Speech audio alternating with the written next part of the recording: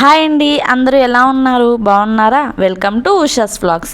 నా channel first time చూస్తున్నట్లయితే subscribe చేయడం అస్సలు మర్చిపోవద్దండి. ఈరోజు పక్కా కొలతలతో నువ్వుల లడ్డు నువ్వుల ముద్ద ఎలా చేసుకోవాలో చూసేద్దాం.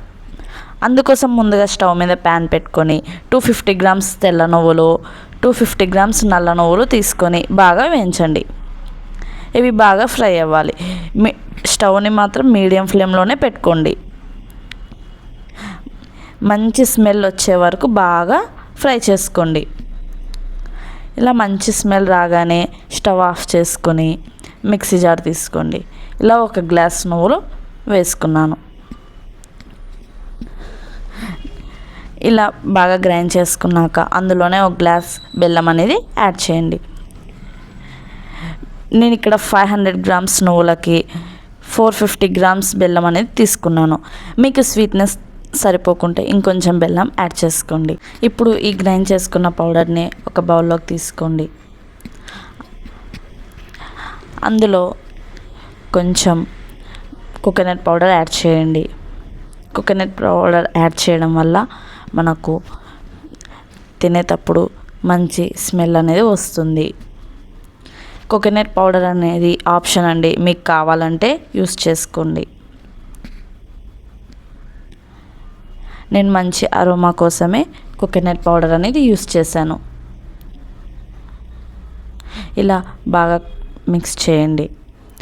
పిండి అనేది మనకు పట్టుకుంటేనే అర్థమైపోతుందండి, ముద్దలా రావాలి. ఇప్పుడు దీన్ని చిన్న చిన్న బాల్స్లా చేసుకోండి. నేను చూపించే విధంగా చేయండి. చాలా అంటే చాలా బాగుంటుంది. మనం ఎయిర్ టైట్ కంటైనర్లో పెట్టుకొని ఫ్రిడ్జ్లో పెట్టుకుంటే 2 months అయినా ఏం కాదండి.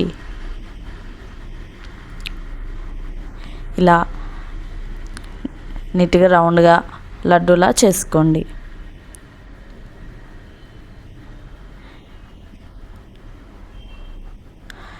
ఇది తప్పకుండా ట్రై చేయండి. పిల్లలకు కూడా చాలా అంటే చాలా నచ్చుతుంది.